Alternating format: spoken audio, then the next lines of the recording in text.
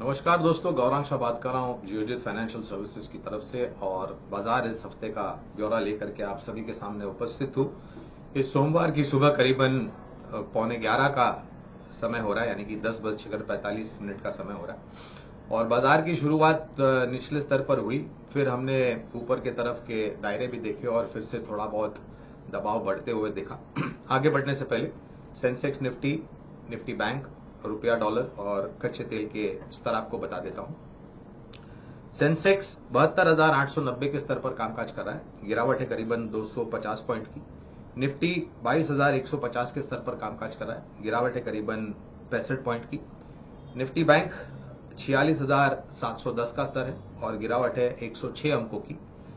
रुपया डॉलर थोड़ा ही बहुत मजबूती हम देख रहे हैं और मजबूती हमने पिछले हफ्ते भी देखी थी। स्तर है 82.90 रुपया प्रति डॉलर का।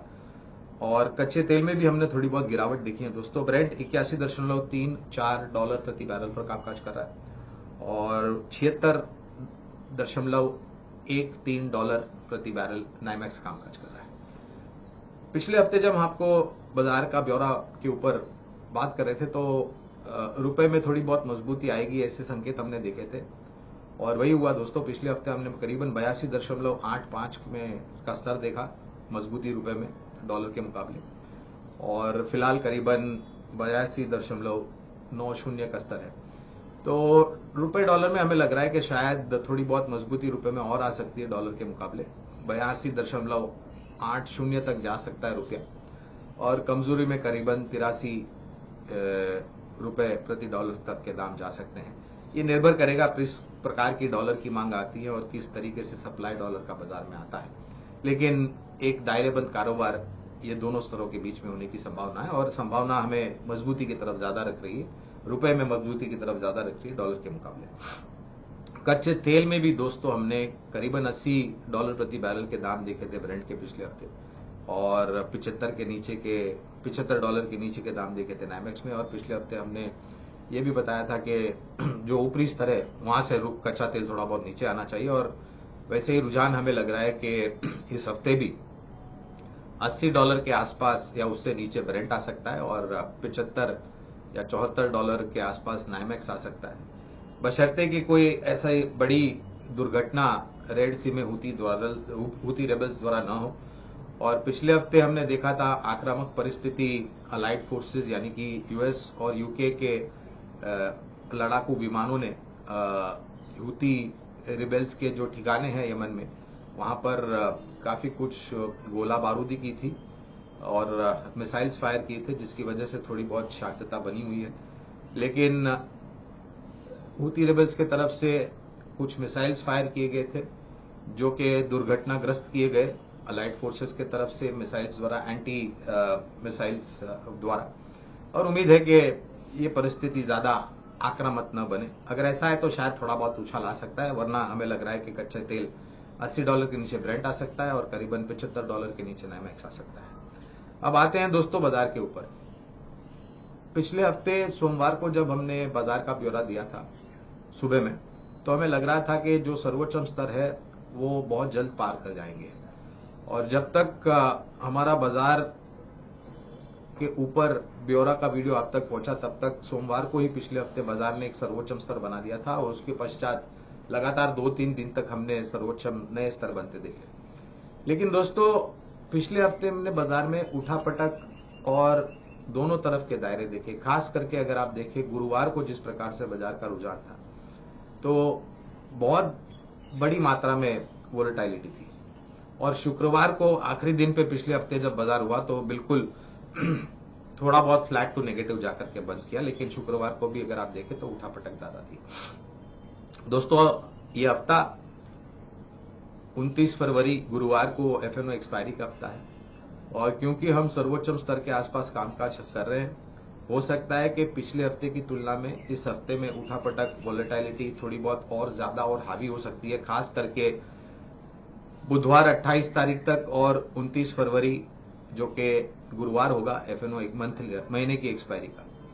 तो ये उठापटक वोलेटिलिटी दोनों तरफ देख सकते हैं, थोड़ी बहुत स्थिरता आजकल में देख सकते हैं। लेकिन जैसे जैसे बुधवार और गुरुवार आएगा सामने हमारे, तो ये उठापटक वोलेटिलिटी हावी हो सकती है।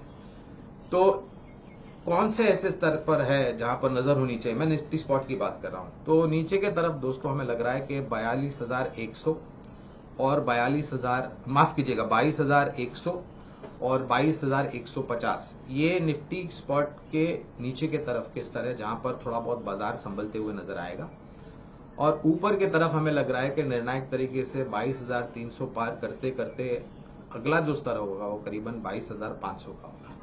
तो ये दो स्तर है दोस्तों निफ्टी स्पॉट, जो मौजूदा परिस्थिति और जो घटनाक्रम हमारे सामने है उसको ध्यान में रखते हुए हमने ये दो स्तर निर्धारित किए हैं। फिर से बता देता हूं, नीचे की तरफ 22,100, 22,150 और 22,300, 22,500 ऊपर की तरफ। तो दोस्तों अगर आप कारोबारी हैं, छोटी मध्यम अवधि के लिए कामकाज करते हैं, तो जैसे जैसे बाजार 22,300, 22,500 के आसपास जाता है तो आप मुनाफा वसूलने की या मुनाफा समेटने की कोशिश करें। और अगर आपको कुछ खरीदना है छोटी मध्यम अवधि में आपकी बुद्धिमत्ता और सोच समझ के अनुसार, तो 21,100 और 21,150 के स्तर है जहां पर आपको थोड़े बहुत मौके ढूंढने चाहिए।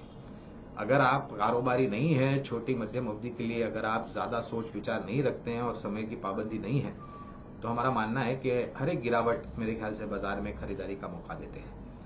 दोस्तों ये हफ्ता जो है वो फरवरी महीने का आखिरी दिन 29 फरवरी गुरुवार को होगा और 1 मार्च यानी कि शुक्रवार को हमें ऑटो बिक्री के आंकड़े आएंगे महीने दर महीने। अनुमान तो ये कहता है कि आंकड़ों के आधार पर छोटी मध्यम अवधि में उन सभी वाहन उत्पादन करने वाली कंपनियों पर असर दिखेगा जिसके आंकड़े सकारात्मक आते हैं या फिर जिसके आंकड़े जो अनुमान है उससे नीचे आएंगे। चाहे वो 2 पहिया वाहन बनाने वाली कंपनी हो, 3 पहिया वाहन बनाने वाली कंपनी हो, 4 पहिया वाहन बनाने वाली कंपनी हो, बड़ी कमर्शियल व्हीकल बनाने वाली कंपनियां हो या फिर ट्रैक्टर एग्री इक्विपमेंट बनाने वाली कंपनी हो। तो आंकड़ों पर निर्भर करेगा किस प्रकार का रुझान हमें उन सब कंपनियों पर देखने मिलता है।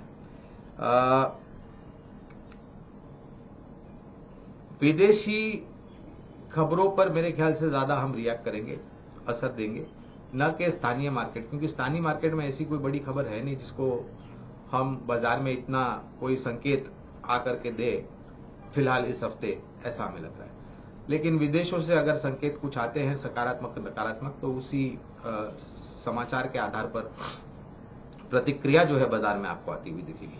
लेकिन जैसे हम हर वक्त सुझाव देते हैं कि गिरते हुए बाजार में अच्छी सक्षम कंपनियों में निवेश करें, और जैसे हम पहले भी बता रहे थे कि अगर आप छोटी मध्यम अवधि के लिए विचारधारा नहीं रखते हैं और समय की पाबंदी नहीं है, तो हर एक गिरावट में आपको खरीदारी का मौका ढूंढना चाहिए। उसी तर्क के आधार पर हर हफ्ते जब सोमवार को हम आपसे जुड़ते हैं तो 2 विकल्प आपके सामने रखते हैं। आज जो 2 विकल्प हम आपके सामने लेके आए हैं वो है, पहला विकल्प सरकारी बैंक पीएनबी, जिसका नाम पंजाब नेशनल बैंक पहले हुआ करता था। दोस्तों ये एक बैंक जो है वो थोड़ी हाई बीटा बैंक है। कहने का तात्पर्य यह है कि एक समय था जब पीएनबी की बैलेंस शीट पर नजर डालते थे तो ग्रॉस नेट एनपीए बहुत ऊपर की तरफ होते थे और उसके कारण आपको प्रोविजनिंग बहुत ऊपर की तरफ करनी पड़ती थी। कुछ बड़े बड़े नाम जो देश छोड़ करके भगौड़े हो चुके हैं और विदेश में जाकर के बसे हैं, वो भी इस बैंक से जुड़े हुए थे और परिस्थिति काफी खराब थी। लेकिन तीसरी तिमाही के जो नतीजे हमने देखे हैं दोस्तों, और मैनेजमेंट की जो टिप्पणियां तीसरी तिमाही के नतीजे के बाद हमने सुनी है, उसको आधार बनाते हुए हमें लगा है कि ये बैंक अब धीरे धीरे करके बहुत बड़े परिवर्तन, सकारात्मक परिवर्तन के तरफ जा रही है। न तो एसेट क्वालिटी सुधर रही है ग्रॉस नेट एन के लेवल पर, लेकिन क्योंकि ग्रॉस और नेट एनपीए नीचे आ रहे हैं तो प्रोविजनिंग भी नीचे आ रही है, जिसके कारण इनके मार्जिन्स सुधर रहे हैं और जो कॉस्ट ऑफ लेंडिंग और कॉस्ट ऑफ बोरिंग है उसमें जो अंतर है वो मार्जिन बन जाता है इनका शुद्ध मुनाफे का मार्जिन, तो वो निरंतर सुधार होता हुआ दिखेगा हमें, ऐसा हम अनुमान लगा करके चल रहे हैं। तो ये एक ऐसी बैंक है जो आपको धीरे धीरे करके सुधार की तरफ जाती हुई नजर आएगी। हम पूरी ताकत लगा करके एक ही समय पर निवेश करने की राय कभी नहीं देते, तो इसमें भी हम यही विनती करेंगे कि इस स्तर से शुरुआत कीजिए और जब भी बाजार में मुनाफा वसूली आती है, नीचे की तरफ के दायरे देखते हैं या फिर सरकारी बैंकों में बिकवाली होती है या फिर पीएनबी के शेयर में बिकवाली आती है, तो वो नीचे की तरफ के दायरे आप उपयोग करें धीरे धीरे करके आपकी खरीदारी बढ़ाने के लिए। लेकिन एक परिवर्तन वाली बैंक हमें बिल्कुल दिख रही है। दूसरा विकल्प दोस्तों है भारतीय आईटी क्षेत्र मझौली कंपनी से जुड़ी हुई कंपनी केपीआईटी टेक्नोलॉजीज। दोस्तों आपको याद होगा कुछ समय पहले, काफी सालों बाद टाटा समूह की कंपनी की तरफ से एक आईपीओ आया था टाटा टेक्नोलॉजीज का। टाटा टेक्नोलॉजीज भी कमूमन उसी क्षेत्र में कामकाज करती है जहां पर केपीआईटी टेक्नोलॉजीज कामकाज करती है। और क्योंकि एक नया प्रतिस्पर्धी बाजार में आ रहा था, तो लोगों को लग रहा था कि केपीआईटी टेक के कारोबार पर एक बहुत बड़ा असर पड़ेगा और नतीजे जो निरंतर सकारात्मक आ रहे थे वो नकारात्मक आने शुरू होंगे। लेकिन ऐसा कुछ नहीं हुआ दोस्तों। जो पिटाई हुई टाटा टेक्नोलॉजीज के आईपीओ की लिस्टिंग के बाद केपीआईटी टेक के दामों में, वहां से शेयर उभरा है। और तीसरी तिमाही के नतीजे देखने के बाद, मैनेजमेंट की टिप्पणियों के सुनने के बाद हमें लग रहा है कि ये एक अच्छा विकल्प है अगर आपका नजरिया लंबी अवधि का है। और आईटी क्षेत्र में हमें लग रहा है कि नया वित्तीय वर्ष जो शुरू होगा 1 अप्रैल 2024 से, उसके बाद जो तिमाही नतीजे आएंगे वहां पर आपको धीरे धीरे करके सुधार होता हुआ नजर आएगा। तो एक अच्छा दावेदार निवेश के रूप में केपीआईटी टेक हमें लग रहा है।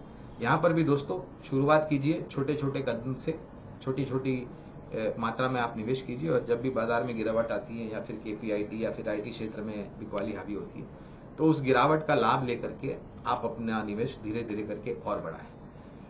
ये कहना बहुत ही उपयुक्त होगा हमारे लिए कि दोनों विकल्प जो हमने आपके सामने रखे हैं, पीएनबी और केपीआईटी टेक, ये बुनियादी तर्क के आधार पर है। तो इसके लिए पर्याप्त समय सीमा होना बहुत जरूरी होगा। 12 महीने, 16 महीने, 18 महीने या ज्यादा। और जितना लंबा समय आप देंगे उतना बेहतर आपको अपने निवेश में से मुनाफा आता हुआ दिखेगा। ये छोटी मध्यम अवधि के लिए राय नहीं दे रहे, तो ये ध्यान में रखें दोस्तों। हमारी बात शांतिपूर्वक सुनने के लिए आप सभी का बहुत बहुत धन्यवाद। मैं मेरी वाणी को अब विराम देता हूं और आप सभी से आज्ञा लेता हूं। आप अपनी सेहत का ध्यान रखें।